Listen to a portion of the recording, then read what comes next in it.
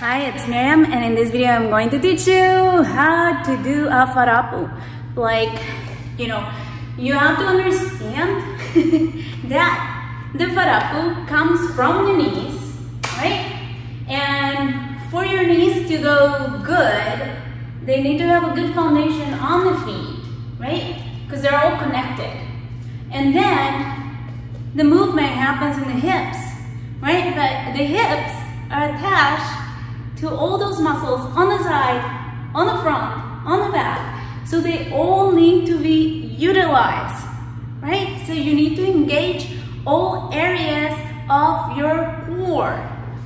Like not only the back, so it's not only lifting your butt, so it's not twerking, it's not only pushing it forward, and you definitely need the side muscles. You need to lift, right? It needs to be a complete circle. It needs to be a complete circle. And you also need to, there's a lot of things involved in a faarapu. You probably already know, right? But the upper body needs to be straight and core engaged, right? If the upper body, because your rib cage is here, if the upper body is relaxed, it will press down into the bottom and push your organs. I'm getting all into anatomy here, but that's how it works. It's going to push all your organs down and create more pressure down in the hip, and therefore your faarapu is going to be sloppy, okay? Or you're going to be bouncing a lot. Like you're just going to be bouncing a lot. You're not going to have a lot of control. And the only way to do that is to understand a little bit of anatomy.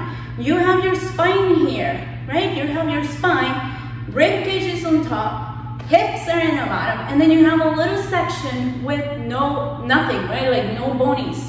So you want to create and elongate that space as much as you can, so that the isolation of the hips, since you're going to be like, speeding up, so that isolation will keep the upper body as much as possible, because obviously we are attached, so it has to be some vibration on the top part, but we're trying to make it as clean as possible, right? So you want to try to create as much space here, rolling those shoulders down, creating as much steady upper back as you can, so that their bottom can be, the bottom can do its job. So let's start with how to stand. You want to keep your heels close together. Now I know some of you have ankles that will hit each other. So it's okay to separate your feet a finger or two from your heels. Now, your toes, in many schools, they're gonna teach you to keep them facing forward like this and touching, okay? I do not teach you like that. You can do it however you want though, whatever feels better for your body. The way I teach it, the way I dance it, for many reasons, as a yoga student, as a hula dancer, like all those things, the toes go slightly open, and for the benefit of your knees, okay, slightly open. I'm not saying like this, but they go slightly pointing out instead of being together. With that said, you do what fits best for you, okay, for your body anatomy as well. So once you do that, you want to bend down a little bit. Literally for a faarapu, you're not bending deep, guys. That's for a tumami. Okay, a tumami is a slow circle. A tumami, you want to bend deep and make a big circle, or your opes, like all those things. But for a faarapu, you don't. Because if you bend a lot and you try to do it fast, it just doesn't work. You're going to wobble a lot. So all you need to do is just slightly just unlock those knees. And that is enough, okay? Now the next thing that you want to do, you want to keep a neutral hip, because it's about to go around all over. It's going to come forward, it's going to come to the side, it's going to come to the back, and it's going to come to the other side, right? So the way that you can do a great faarapu is really, guys, to practice slow tumamis.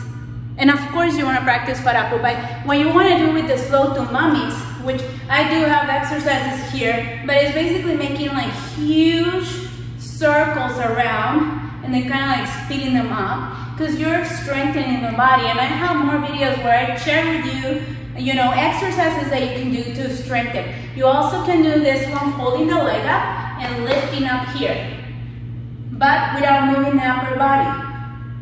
Up, down. Then the other side, up, down, right? And like I said, I have more videos here where you can see what exercises to implement. But that is so that you have the sides of your body also strong, okay? Because you're gonna be using the 4 points, right? Front, back, and sides for your faarapu. It's not just one part or the other one. Now the focus is definitely on the front, because when you do that tuck for your faarapu, you apply so much strength here, and it's so unnatural for our body. Like, we don't really walk like this, right? It's kind of like unnatural, so you kind of whiplash is back, and that's what we want, to have a good faarapu, okay? So, with that said, what I said about your heels, you got your heels down, your toes, how you want to have them together around, your knees unlocked, your hips kind of neutral, and here you want to lift up your rib cage. Now, lifting your rib cage means lifting your rib cage, meaning don't go like this. Don't go like this, right? We're lifting the rib cage. You're straightening your back, but the shoulders don't need to be backwards like this or do anything weird. They're separate. The shoulders should be relaxed, and whether you're putting them here or here or here, I recommend that you use your palms up here to keep the highest possible version of your back extension, or your arms out, right? Up as well, but this is a little bit more difficult. If you have your palms up with your hands together, you can totally have them here or down here, but if you're practicing and kind of like wanting to really strengthen your back, I always recommend keeping your hands up when practicing faarapu, okay? Because that is what's really gonna train your body to remain like super straight. And that way, if you're doing a choreography or anything that requires your hands down, your body already knows how to maintain and is strong enough to maintain that posture, right? Rather, if your core is still a little weak and you bring your hands down, then eventually you start slouching like this, and we don't want that, okay? You can't do a good faarapu if you're slouching, like just a no, okay? So here, what you want to do in a faarapu is literally just go around in a circle, but at a faster speed, with your back very, very straight. So, if you want to know how to make a good faarapu, you need to learn to be patient and practice and be diligent, because your muscles need to strengthen, and it's not going to happen overnight, okay? You have to be patient, practice, diligent, do not give up, don't sacrifice speed for form, okay? I taught Tahitian for so many years, and the majority of my students wanted to jump into the speed, sacrificing their form. And what happens when you do that is that you end up doing kind of like a chimi. You end up doing like a chimi, okay? Because you're listening to the drum beats and you're trying to look like you're really going fast, but you're not fooling anybody. Like, you have to have a good faarapu, and I'm telling you, it looks a lot better to have a slower faarapu, that it's a pretty one, than to pretend that you have a fast faarapu and you're just kind of like going like this because you're so tired, you don't have the endurance, or you have not built the muscle around your core to do a great faarapu, okay? So with that said, you want to do a circle in your hips that really emphasizes in your front. Like, you want to tuck in as much as possible, you know, and go slow. And then you also want to lift. So you're going to feel these rope muscles here in your back really lifting, right? Because it requires all of that. So you're going to engage all of that You're gonna lift your butt and tuck it in without moving the top, okay? Notice that I'm not going like this. There's nothing happening in my upper body.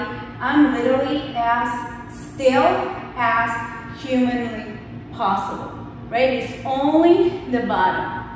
And you go slow. I personally recommend that you try both sides so that both sides of your body are worked evenly. That way you won't have like, you know, joint pains, knee pain, hip pain, anything like that. So you're working both sides of your core. Plus, if you really want to be a very good dancer, you want to make sure that both of your sides are as good as possible. There's always going to be a side that is better. I have my better side, and that's the one that I always use when I'm dancing. But you want to try to be skilled in both sides, okay? So that's it, guys. That's basically what you do. Just put any song that you like and start doing your circles. I'm going to do them right here, you know, straight back. Review on how to stand. You're going to put your heels grounded, about a finger or two separation if you cannot keep them together. Your knees are just unlocked. Your butt is neutral.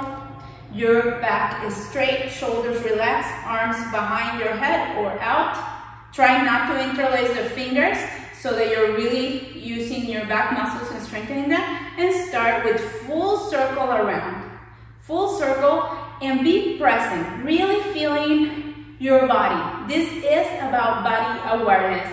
There's no way you can be a very skilled dancer if you do not have body awareness. You have to learn to feel. Okay, now my front is working, now it's slowly going to the side, now my back is working, now the other side, now the front, you know, because when you don't have a mirror and you don't have a teacher in front of you, you want to learn to know how it feels to be moving into a badass faarapu when you don't have a mirror. Like, you want to learn to feel it and know that you're doing a great job. Okay, like when you're performing or you're going to competition or whatever it is, right?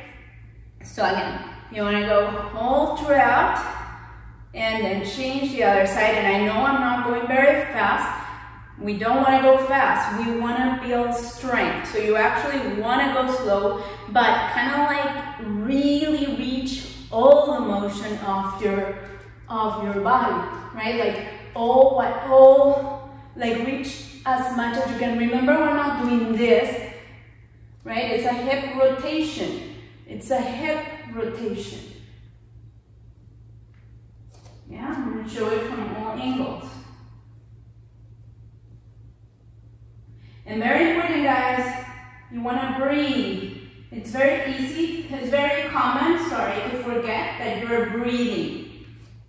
You need to breathe. Otherwise, you're going to be panting all the time. So from there, you can speed up now. But you want to make sure that when you speed up, you're not sacrificing the circle, right? Meaning, when you're going slow, it feels like you can do a bigger circle, right? But then as you speed up, it seems that the circle starts coming smaller, right?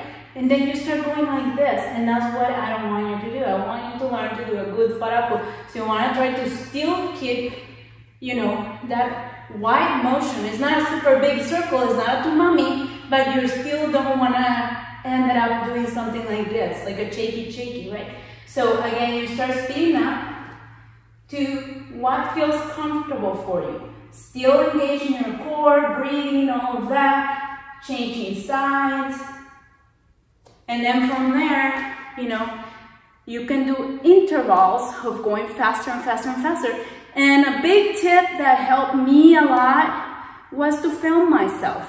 I still do, even when I'm doing choreographies and stuff. I film myself so I can see which areas are needed, or, you know, if I need to straighten my torso a little more, or if I need to keep my arms a little higher, right? Like anything and everything, because ultimately you come and learn from people, but you are your own teacher and you're the one that is training yourself, right? By your discipline and by observing yourself. And that's it, guys. If you are joining my classes on Patreon, please be advised that Patreon charges every first of the month regardless. So let's say you join September 30th, it will still charge you on October 1st because that's the way that system works. I cannot change it. So just please be advised, it does not prorate your tuition. So if you want to join, make sure it's October 1st, November 1st, December 1st, January 1st, like any first of the month. And once you join, you're going to have access to a collection of choreographies and videos that are pre-recorded by me. I have been dancing since I was 4 years old, and I have taught like for over 20 years. And you will have access to choreographies made by me, both aparima, which is the slower kind of Tahitian, and otea, which is the fast drumming. And yeah, that's it. I'll see you guys in another video. Bye.